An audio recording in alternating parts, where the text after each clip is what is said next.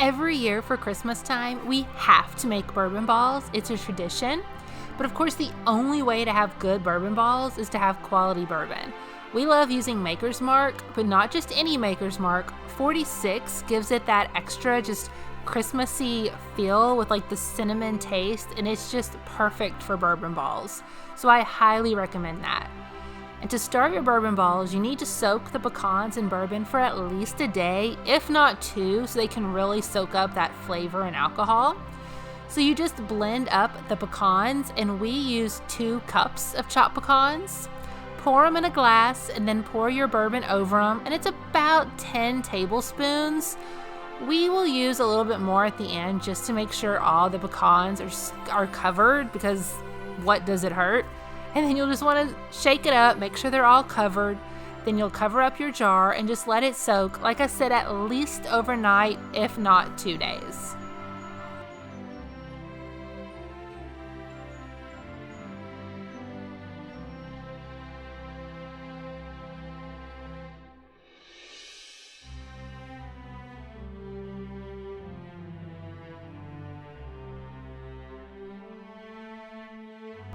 So to make bourbon balls, after waiting a day or 2 for your pecans to soak, you will need a cup of softened butter, 32 ounces of powdered sugar, and then you'll need some melting chocolates.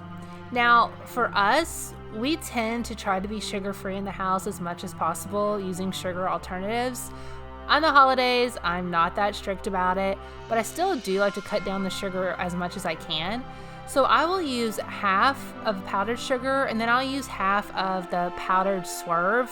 Don't use the regular swerve. It has to be the powdered, or you'll get a grainy bourbon ball, and that's never any good.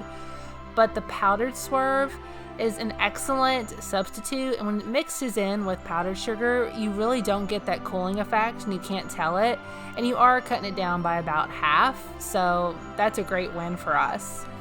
So the first thing you'll do is mix your softened butter in with your powdered sugar.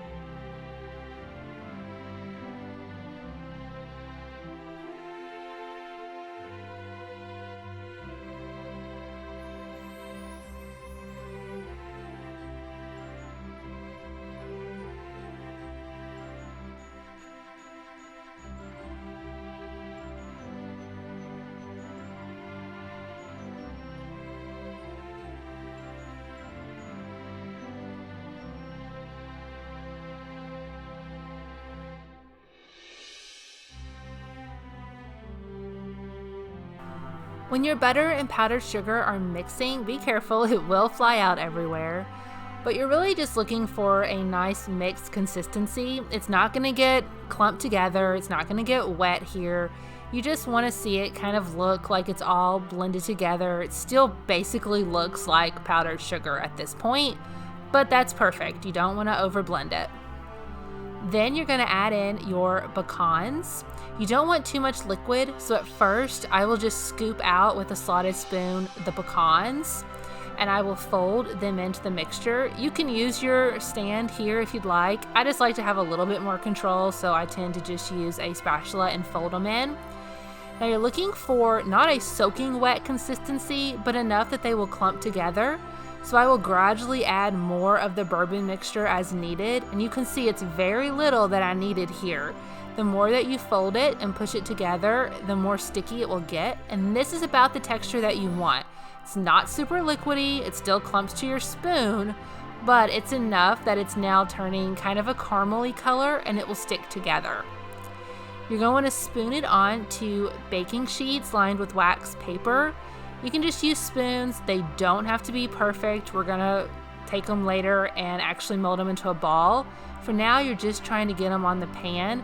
They're very sticky, and we need to put them in the refrigerator so that they will actually be able to be molded into balls. Now for this recipe, we'll usually get about 2.5 baking pans of balls. Now you can make them larger or smaller. Sometimes I'll make some small ones, but for the most part, this is about the size that we will make. Then you'll let them cool in the refrigerator for a couple of hours. Then you can get them out and roll them into nice pretty balls at this point when they're no longer sticky. After you've rolled them all, you'll want to stick them back into the refrigerator so that they'll be cold and you can actually dip them in your chocolate.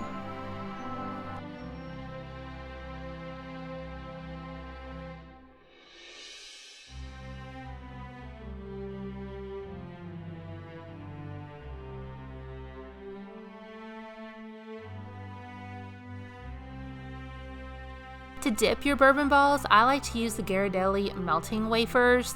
They just melt really smoothly and easily, and they have a great taste. And it usually takes about 2 bags, 1.5 bags, to melt and cover all of your balls. But I'll microwave it for about 30 seconds, stir it, microwave it again for about 15 seconds until it's melted. You don't want to scorch it. Then you will dip your bourbon balls in. You can just use a toothpick stuck down in them. You'll want to move pretty quickly. If they soften up, they will start to fall off into your cup.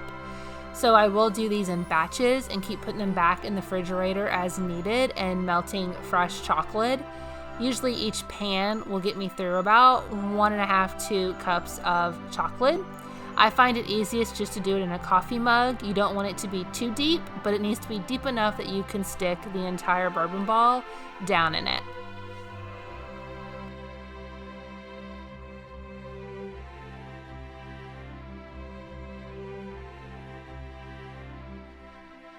These chocolates will harden pretty quickly, so you can take your toothpicks out. It's really common for a little bit of that filling to pop out of the holes, and you can just wipe it off. Then for the empty holes from the toothpick, you can take some melted chocolate and just spoon it back over to smooth it out. Some people do add pecans here to cover that hole. We don't care to have a whole pecan on top of the bourbon balls, but that's certainly an option. And you can work to make these really smooth down and as pretty as you want. You can even roll them in the chocolate if you could prefer. We're not that particular here, so we tend to just spoon a little bit of the chocolate on top and it blends in fairly well. And then you have your bourbon balls. And just a note, when you're eating bourbon balls, they are best sitting out a little bit. You don't really want to eat them straight out of the fridge cold. Let them come to room temperature and they will melt in your mouth and are just delicious. Make sure to give this video a thumbs up and subscribe to our channel. Comment below, let us know how your bourbon balls turned out, and make sure to watch the rest of our Christmas playlist to see our Christmas Eve and Christmas Day vlogs, and also our Christmas house tour. Merry Christmas, everyone!